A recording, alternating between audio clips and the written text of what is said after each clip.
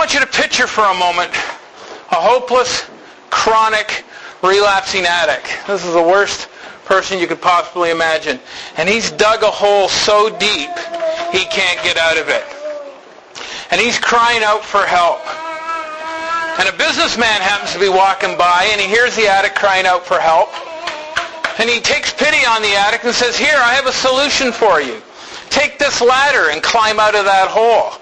And the addict thanked him for the ladder, but instead of climbing out of the hole, he sold it for a 50-piece and went out on another run. One of my friends said, "Cameron, you'll never get a 50-piece for a ladder. 20-piece tops." Of course, when he came out of his stupor, he realized he was still in the hole. So he's crying out for help. And a preacher strolls by. And the preacher hears the addict crying out for help, and the preacher says, "Here, I have a solution for you." And he hands the addict a Bible. And he says, "Here, take this Bible, and I will pray with you a while." And he knelt with the addict, and he prayed. And then the preacher had to go, but he said, "Keep the Bible." And the addict thanked him for his Bible, but he realized he was still in that hole. Time passes by, a doctor strolls by, and the doctor hears the addict crying out for help. And he takes pity on him and says, "Here, I have a solution for you. Take these pills. They'll alleviate your pain." I think they were Oxycontins. And he took the pills, and sure enough, the pain did go away. But then the pills ran out, the pain came back, and he realized he was still stuck in the hole. Finally, he's crying out for help. And the guru of all psychiatrists strolls by, Dr. Young himself. And he takes pity on the addict who's stuck in the hole. And he says, "Here, I have a solution for you. How did you find yourself in that hole? Was it your mother and father's fault? Share with me your troubles and your problems and your issues about life in the hole." And so for a while the addict shared about life in the hole and how bad it was in the hole and his issues about being in the hole. And then after about an hour the psychiatrist said, "Well, I got to go, but I'll see you next week." And he was still stuck in his hole. Are you stuck in a hole you can't seem to get out of? My name's Cameron, and I'm a recovered member of Cocaine Anonymous. For 26 years, I was that man in the hole. Now, most of the time, I liked living in the hole. And I can tell you, I like drinking bourbon and I like smashing cocaine. It's my solution to a lot of problems. But after a while, it became so unbearable. And I realized, I reached a point where I remember my son, he was 4 years old that day, and he had his friend over, and he's playing squirt guns with my dirty needles. And I'm sitting in a basement apartment sharing a dirty needle with a guy, and I'm sitting there and I'm saying, "I'm dying here. I'm dying." And I knew I was going to use again. Now that's the horror and the hopelessness that an addict faces. To know that it's killing us, and yet I'm going to still use again. And when I tried to climb out of that hole, and I would try to find some kind of power to stay sober and clean, I found that it kept failing me. My strategies failed me. And I could only stay sober or clean maybe a day, a week, a month. The longest I ever went in 26 years, and I did it once, was a year of sheer white knuckling it. Just for today, I'm not going to use, before I succumbed to the desire, and I went out again. Today, I'm 51 years old. In the past few years, I reclaimed my relationship with my wife. Now, our relationship had been over. Although we lived in the same house, our relationship was really dead and done with. I reclaimed that marriage with her. We fell in love all over again. I have a tremendous relationship with my wife. Although at times she feels like she's a CA widow. But I said, I can always go back to being the guy I was, and then she understands and sends me off.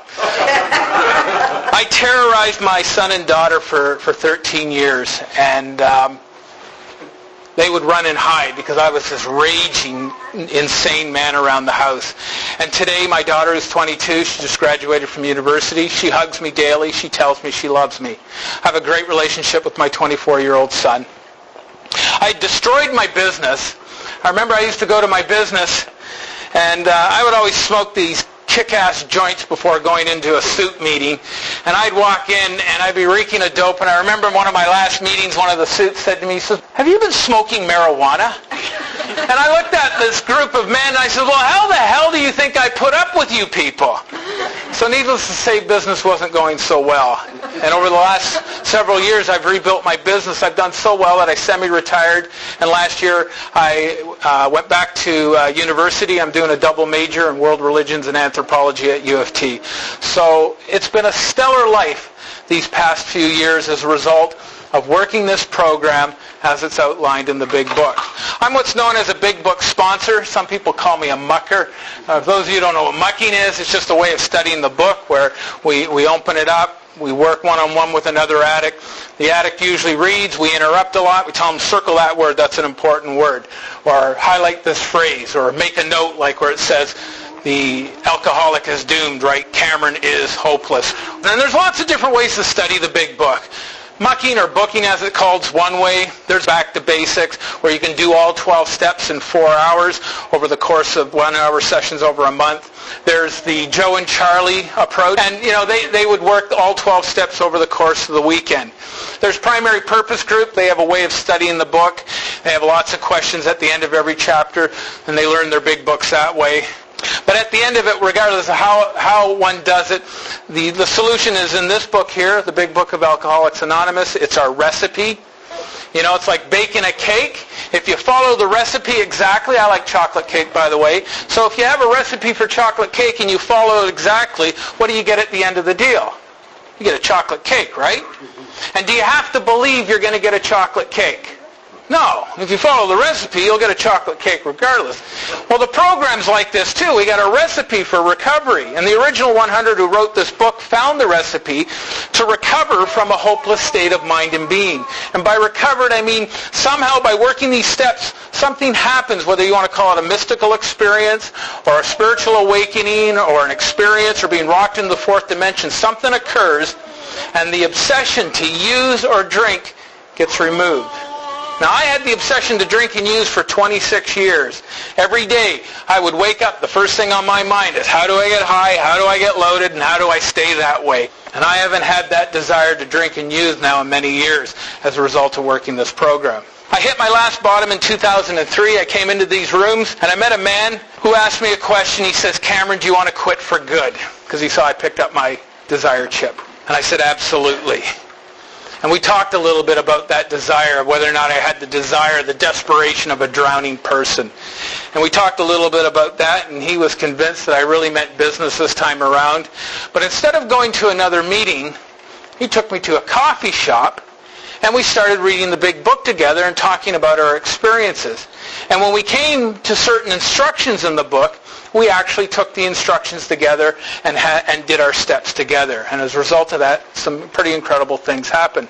The first thing we did was, of course, we looked at step one, powerlessness. Admitted that I'm powerless over drugs and alcohol and that my life is unmanageable. Well, what does that mean?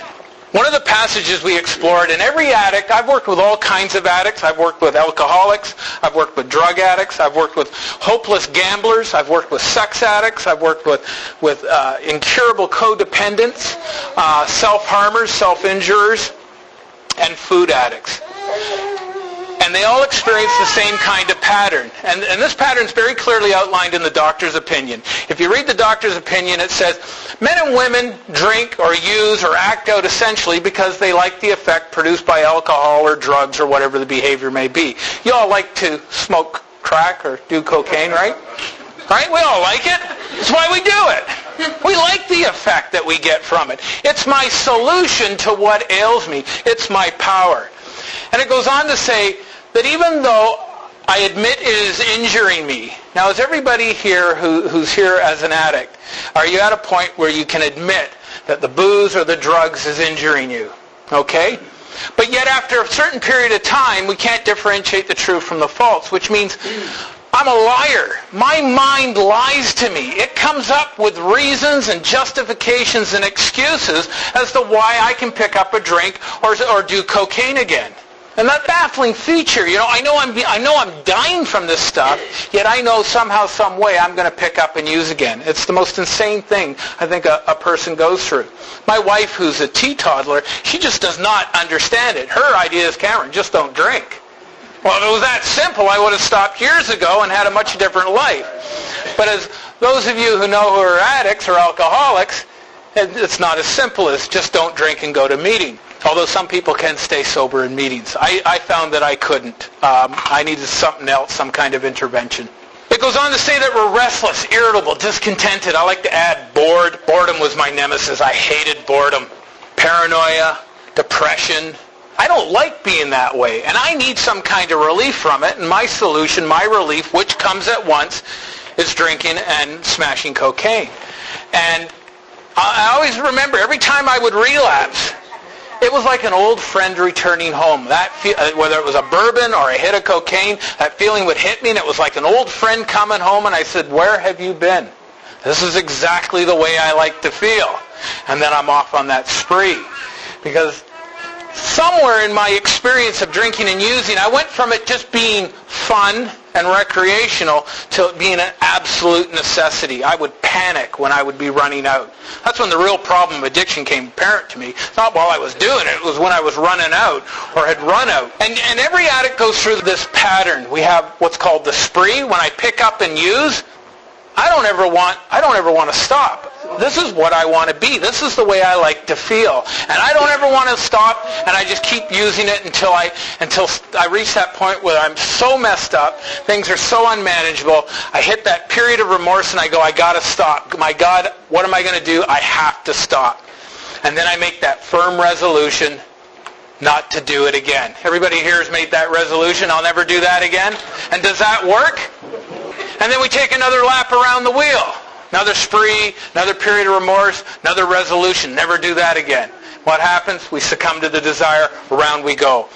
Every kind of addict experiences that pattern, whether they're drug addicts, alcoholics, gamblers, sex addicts, food addicts. It's always the same pattern. And the book goes on to say that, and unless this person can experience a psychic change or a spiritual experience, there's very little hope of their recovery. Meaning we're doomed without it, if you're an addict of the hopeless variety. He also took me through a passage that let me diagnose myself. He didn't tell me I was an addict. He says, let's find out if you're a real addict. And he turned to page 20 in the big book, and it says, moderate drinkers, moderate users have little trouble in giving up liquor or drugs if they got a good reason for it. They can take it or leave it alone. Does everybody here have a good reason for giving up booze and drugs? You got a good reason for giving it up. Can you take it or leave it alone? Now, I could always take it. I could just never leave it alone. So we were pretty clear I wasn't a moderate user. The heavy user, now this person looks like us. He looks like the real deal. And they may have the habit badly enough that it may cost them years on their life. They may die before their time. But here's the kicker. Given sufficient reason, this person can stop or moderate. Okay? Everyone here knows what stop means, right? We're talking about permanently stopped. And they give us a few of those examples of what a sufficiently strong reason is. The first one, they say ill health. How many people here have been really, really sick from drinking or using? And did that cause you to sober up? I remember one year I was down to 120 pounds. I'm 175 on average. I was 120 pounds, thin as a rake. I wasn't eating, wasn't paying the bills, wasn't paying the rent. And I'm so sick. I've been kicked out of my apartment. I got no place to go. It's the middle of winter. I got walking pneumonia. I'm dying. And I sobered up for a week. I went back to Mom and Dad's place in another city. I was very disappointed to find out they had bars and drug dealers there, which pretty much smashed out the other sufficient reason, which is a change of environment, that geographical cure. Anybody try moving away or throwing your cell phones out with all your dealers' numbers and that? Never again, never again. Don't go to those places. But we always find a way to succumb to the desire. Falling in love. How many people have tried to stay sober for your spouses, your kids, your mom, your dad, family? Does that work? I love my son, but seeing him playing with my dirty needles never kept me sober.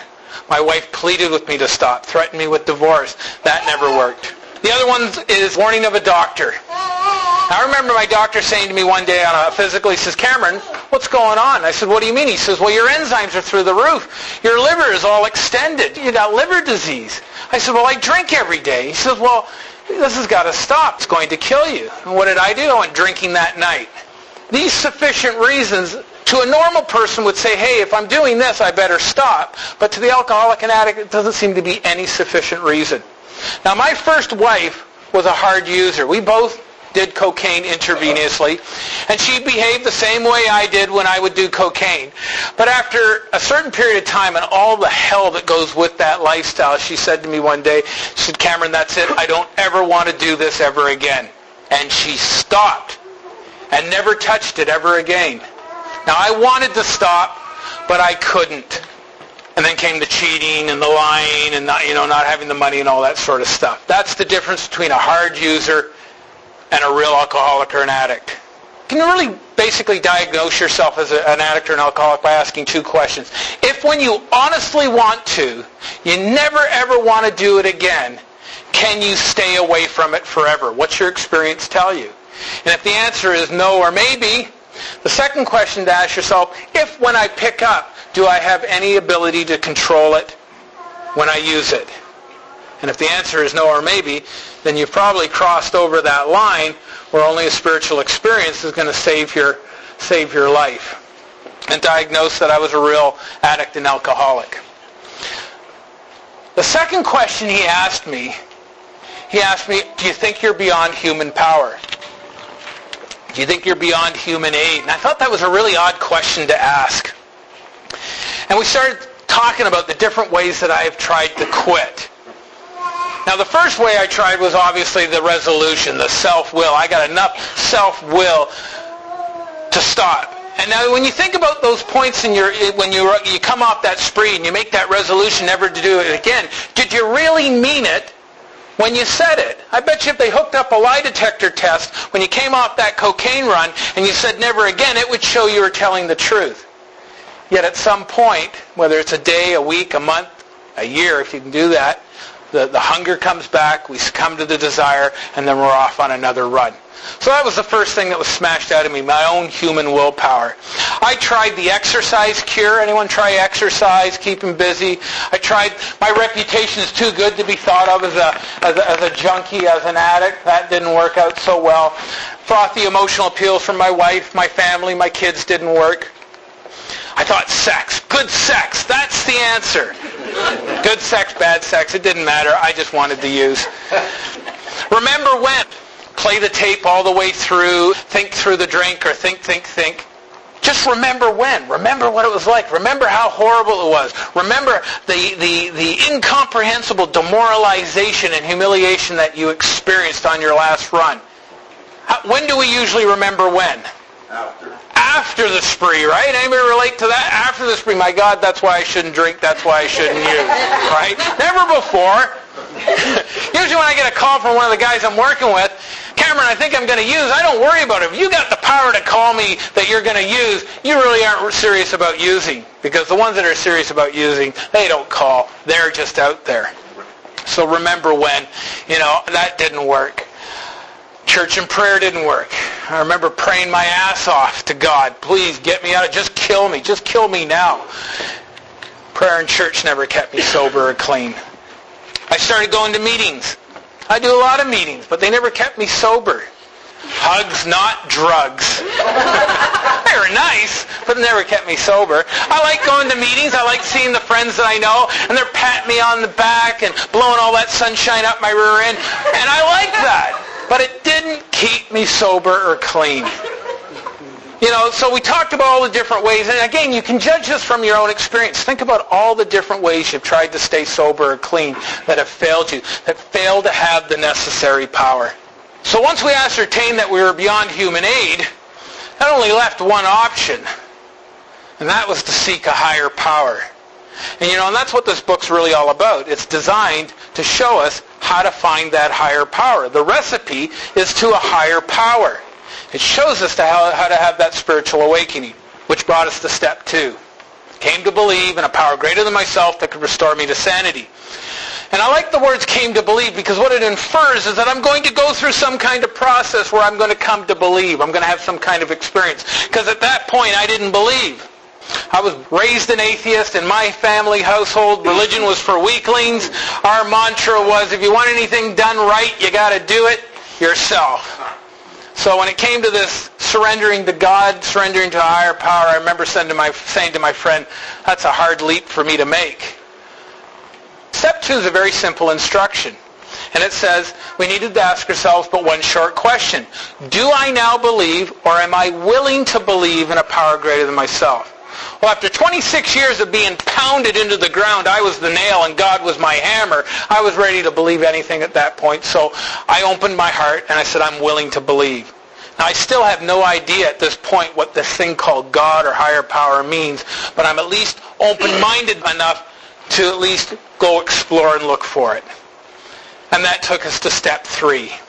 That if I could find this power, if I could go to this power and ask for help, could I go to it without reservation and surrender to it? Could I take direction from it to turn my thinking and my actions over to the care of this power? Because, quite frankly, Cameron at the helm, Cameron as CEO of Cameron's life, was a dismal failure, and any competent business board would have fired me long ago. And that's basically what's happening in step 3, is we're firing ourselves as the CEO, and we're appointing God or the higher power as our director. I still didn't know what this meant. All I knew was Cameron running the show wasn't very, very successful. And so I took the step 3 decision and I surrendered, and we did the step 3 prayer together.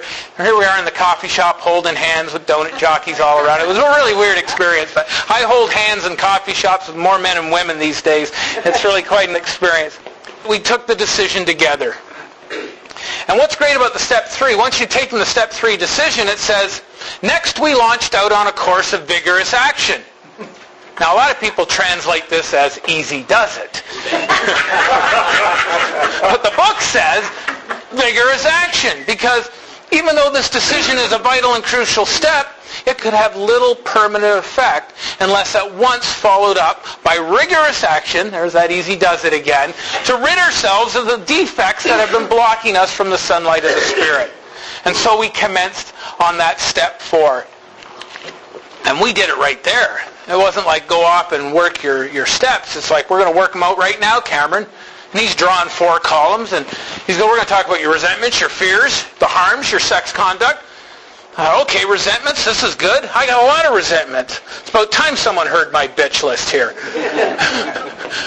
And so he says, tell me the first resentment. We started listing the resentments out. And then he says, now, in column 2, he says, explain to me the cause of these resentments. Great, finally I can really express, why I've been such a victim in life and why everybody else was to blame.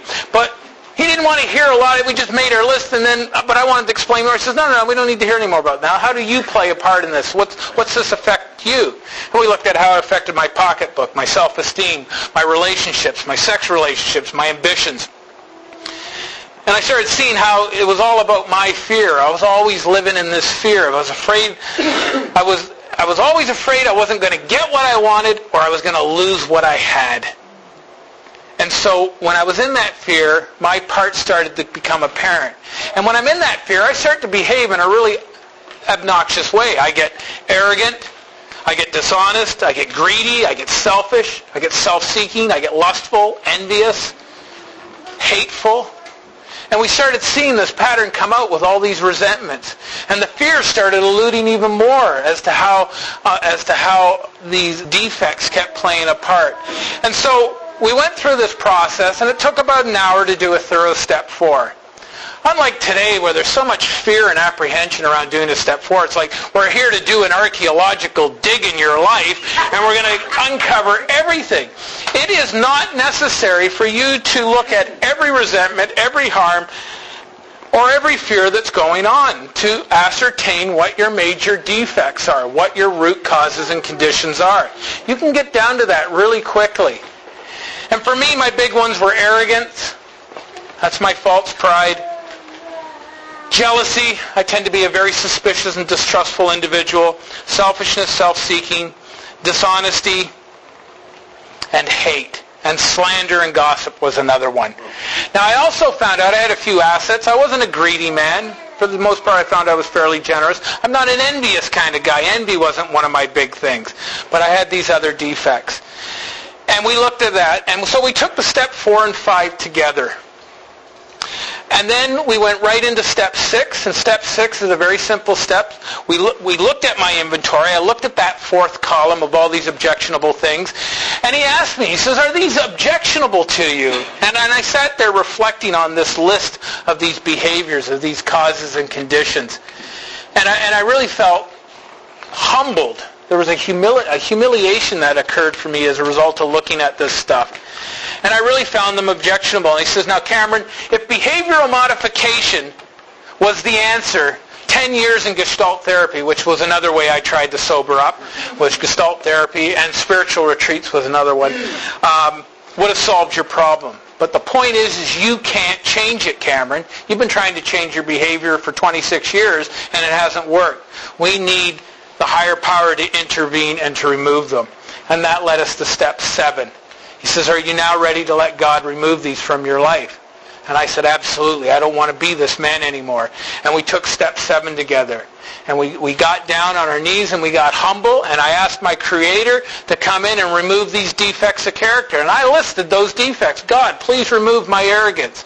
And remove this dishonesty. And remove my selfishness and self-seeking. And remove this hate. And it says also in the prayer, and grant me the strength. And what's really great about knowing what your defects are, in the same instance you find the way out. What's the way out of pride and arrogance? It's humility. What's the way out of hate? It's love. What's the way out of selfishness? It's unselfishness. What's the way out of jealousy? It's trust. What's the way out of dishonesty? It's honesty. The way out of lust? It's intimacy. And I would ask God to grant me these assets, to grant me this strength. And we did this step 7 prayer together. And then we moved on to step 8, which says we made a list. Well, we had my list from my step 4 inventory. These were the people I had harmed, and now I needed to go out there and clean it up, which brought us to step 9, to make direct amends. I'll share one direct amend with you. This was a resentment. I had a lot of resentment towards this business partner. And I screwed this woman over pretty good business-wise. And then our relationship came to an end in 1998. And I refused to return any of her calls. And then when the internet came about, I started publishing documents about her and her business online. And so whenever you did a search for her business or her, these slanderous documents would pop up. And I kept sticking it to her for years. And I really enjoyed it. But I drank a lot those days too, and I used a lot. So when we started doing this inventory, these resentments came up. We looked at how offensive they were and what kind of man I'd become. We prayed for the willingness to get to a place of forgiveness around this. And through my step 4 inventory, I could see my part in this. The book explains the futility and the fatality of this way of thinking. And so I got to a place of forgiveness, and the first thing that I did in my amend was I went on the internet and I removed all these offensive documents. So when you do a search for this woman or her company, you cannot find these documents anymore. And then I contacted her, and I went directly to her to clean up my side of the street. You know, in making a direct amend, you never know really how it's going to go. You know, they could throw you out of the office. They could get angry with you. You never know really how it's going to go. And I remember talking to her, and I was telling her about all the things I had done wrong, my part in it, what I had done to try and clean it up. And then I asked her, I said, what more can I do to make this right between us? And she said to me, she said, Cameron, she says, God bless you. I just want the door to our friendship to remain open. I was not prepared for what happened. I literally fell. I was struck so hard by this moment. And the only way I can explain it is that such an ugly piece of resentment, a block, because in step 3 where I say, I'm ready now to invite the Spirit into my life. Please come into my vessel and separate me from this horrible obsession to drink and use. There's no room for God to dwell in me because I'm so full of resentment and fear and harm and awfulness. And through steps 4 through 9 is a process of cleaning our spirit up so that spirit has room to dwell. And what I experienced was I had removed such a hateful piece of resentment from my life that it created a space, and that spirit moved in, and it brought me to my knees. And that happened many years ago, and I walk hand in hand with that spirit still to this day. That's truly the promise of doing step 9, is when you invite that spirit and you do the work and it moves in. And you're literally rocketed into that world of the spirit. Steps 10, 11, and 12 are the disciplines that continue to help me stay connected to the power and to grow. Step 10 says continue to take personal inventory. I do my personal inventory daily. I look at what liabilities I may have demonstrated. I look at the assets I'm demonstrating. I keep my spirit awake to where I'm at. Because sometimes I meet people, they have these powerful spiritual experiences, and then they rest on their laurels and they go back to sleep. And if you fall asleep at the wheel of a car, we all know what's at the end of the road, right? There's the crash, but for us addicts, it's a relapse. So I keep my spirit awake by doing the inventory. Step 11 says maintain conscious contact, commune with God through prayer and meditation. Prayer is when I talk to God. I talk to God every morning in my step 3 prayer, and when I get to the point where it says, may I do thy will always, I then turn it back to God and I go, God, what is thy will for me today? Because it says also to practice meditation. And meditation is listening to God. And somehow I think that's the more important part. Because if I'm going to take direction from this higher power, I better listen to what it is that it's telling me. And so through meditation, I go within myself, because that's where our book tells us to go. It's deep down within every man, woman, and child. I think of it as my intuitive voice. I think that's the voice of God. It's a whisper of a voice. But when I can tune myself into listening to it. And if you think, whenever you've followed your intuition, hasn't it always worked out for you? Whereas, your intuition is telling you not to do it, but you do it anyways and a mess occurs. I really think that's the voice of God. That's the way I interpret it. So I use prayer and meditation to keep in conscious contact. Step 12 says, and I love step 12, it wraps the whole program up. It says, practical experience shows that nothing will so much ensure immunity against drinking or using as intensive work with other alcoholics or addicts. It works when all other activities fail. Now that's a pretty powerful statement. It works when other activities fail. In June of 2005, I started working with other addicts. Now, over the course of the past three years, I've taken almost 300 alcoholics and gamblers and sex addicts through the 12 steps. Of the people I've taken through the 12 steps, 52% of them, and I keep track of everybody, are sober today. Now, that's what the book says. 50% will sober up at once. Another 25 will sober up or clean up after a few relapses, and the other 25% will show improvement if they keep coming back, not to the meetings, but to work the steps, to seek that communion with God, to seek that power, to separate them from the desire to drink and use. Now, I think in this program there's a really well-kept secret. Have you noticed that sponsors, now I know sponsors do relapse, but for the most part, sponsors tend to stay sober, and sponsees tend to relapse. So I was talking to my friend in Hamilton, Tunisia. Some of you might know Tunisia. And I said, what kind of recovery rates are you getting working with the gals on the front lines? And she goes, Cameron, I get 100%. I said, you get 100% success rate? She says, absolutely. I'm still sober. Now that's the best kept secret in this fellowship. You can't get it unless you give it away. Something really magical happens when you sit down with another addict and you seek God together.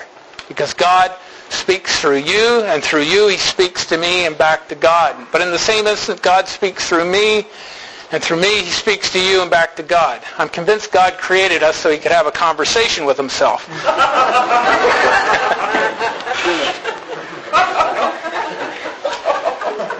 Nothing ensures immunity as intensive work with other alcoholics, other addicts. Now, how you work the steps with another addict is your choice. I believe God speaks through us all in a unique and interesting way. I tend to take people through the big book in this mucking or booking style.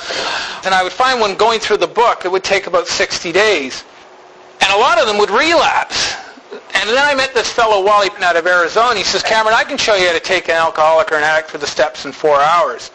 So now, I thought, wow, if I could get someone to the power, or show them how to connect to the power in a few short hours, we might have a chance at licking this deal. So what I do now is, when I work with an addict, I qualify them. Do you want to quit for good? Are you beyond human aid? Are you ready to do anything? And when I say, are you willing to do anything, I mean, are you willing to follow the instructions in the first 164 pages of the big book?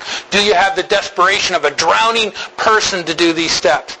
And if I'm convinced they are, I outline the whole program of action in 4 hours, and we go through the 12 steps together in 4 hours, and I give them a lick of that power, show them how to tap the power. And then I work with them one-on-one, which usually takes about 60 days, working together 2, 3, 4 times a week. And then at the end of the deal, once we've gone through the first 103 pages of the big book, which is the end of chapter 7, working with others, we then go fishing together, and we go look for a newcomer. that was just like him and as desperate as him. And the two of us work with that person. And at some point I back out of the deal and I cut the guy loose that I just taken through the process, and then he gives it away to the next person. It's a heck of a way to work a 12-step program. So if you're an addict of the hopeless variety and looking for a way out, it is in this book. If you just follow the recipe, you will recover. I guarantee it. You will have a spiritual experience. It's a recipe for communing with that power. So here's that hopeless addict stuck in the hole he can't seem to get out of, and he's crying out for help. And a recovered addict is strolling by, and what does the recovered addict do? He jumps into the hole with them. And the suffering addict turns to him and goes, "What'd you do that for? Now we're both stuck in this hole." But the recovered addict turns to his brother who suffers, and he says with a wink in his eye, "It's okay. I've been here before. I know the way out." Are you looking for a way out? A way out for more hope, faith, and courage, to walk hand in hand with the Spirit of the universe, to be an intelligent agent, a spearhead of God's ever-advancing creation? I'm for that. How about you? Thanks for having me out, folks.